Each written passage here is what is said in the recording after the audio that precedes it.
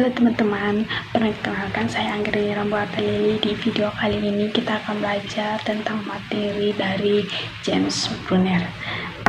Nah teman-teman, dari teorinya Brunner itu dia menceritakan atau dia berpendapat bahwa kegiatan belajar akan berjalan dengan baik dan kreatif jika siswa dapat menemukan sendiri suatu aturan atau kesimpulan tertentu.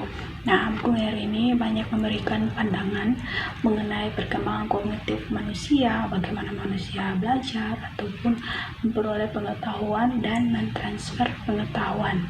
Nah, dari dasar pemikiran teorinya ini memandang bahwa manusia sebagai proses pemikir dan pencipta informasi. Nah, dari perkembangan kognitif James Brunner ini menunjukkan bahwa anak memiliki kemampuan kognitif yang unik dan berkembang seiring dengan usia mereka. Next. Dalam discovery learning, para siswa akan belajar melalui keterlibatan aktif dengan berbagai konsep dan juga prinsip dalam memecahkan masalah.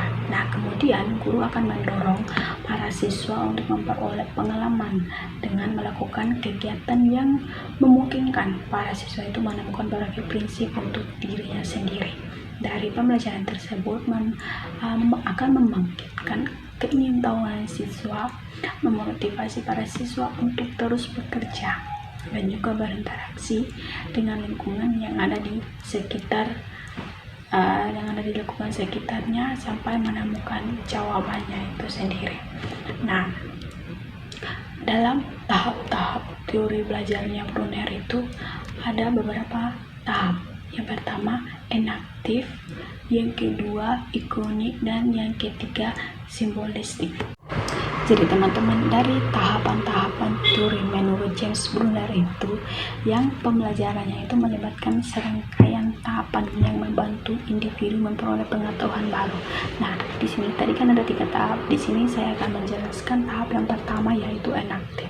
Nah, jadi mana pada tahap ini individu melibatkan pembelajaran melalui tindakan fisik atau secara langsung, itu pengalaman langsung. Nah, pada tahap ini individu akan belajar melalui interaksi langsung dengan lingkungan mereka. Nah, contoh dari tahap ini yaitu ketika seseorang anak sedang belajar atau cara memainkan permainan teka-teki dengan atau dengan memegang memindahkan bagian-bagian puzzle tersebut untuk mencocokkan gambar-gambar yang ada. Nah, itu contoh yang pertama dari inaktif. Nah, yang kedua ada ikonik. Pada tahap ini melibatkan representasi mental dari objek-objek atau peristiwa melalui gambar atau visualisasi. Nah, pada tahap ini individu mengembangkan pemahaman melalui penggunaan gambar atau visualisasi yang merepresentasikan konsep atau ide. Nah, sebagai contoh itu dalam pembelajaran matematika, seorang siswa dapat menggunakan diagram atau grafik untuk memahami hubungan antara data numerik. Nah, yang ketiga itu ada simbolik. Nah, pada tahap ini akan melibatkan penggunaan simbol-simbol yang kompleks, seperti kata-kata atau simbol matematika untuk merepresentasikan konsep atau ide juga. Nah, pada tahap individu akan menggunakan simbol-simbol ini untuk berpikir secara kritis. Nah teman-teman, dalam teorinya James Brunner ini dia juga mempunyai kelebihan dan kekurangan. Nah, yang dimana kelebihannya itu dia lebih fokus pada pentingnya konteks. Nah, Brunner menekankan pentingnya konteks dalam pembelajaran itu.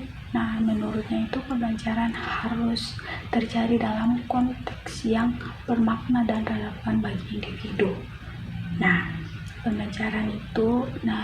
dari pembelajaran pendekatan ini memungkinkan siswa untuk membuat konteks antara pengetahuan baru dan pengetahuan yang telah ada sebelumnya. Dari teorinya James Brunner juga dia juga mempunyai kekurangan, yang dimana kekurangannya yaitu kompleksitasnya dalam pembelajaran di dalam kelas. Nah, ini mana pendekatan pembelajaran oleh penemuan dan fokus pada konteks yang bermakna, yaitu membutuhkan waktu, sumber daya, dan upaya yang lebih besar untuk direhabilitas dalam lingkungan pembelajaran yang terstruktur dan terbatas. Nah, ya, di sini juga dia mempunyai kekurangan penerapan pada faktor sosial. Benar cenderung kurang menekankan faktor sosial dalam proses pembelajaran. Jadi baik teman-teman, sekian dari presentasi saya hari ini. Mohon maaf jika banyak salah kata dan ucapan atau yang belum lengkap dari materi ini. Mohon maaf dan sampai jumpa di video berikutnya. Bye bye.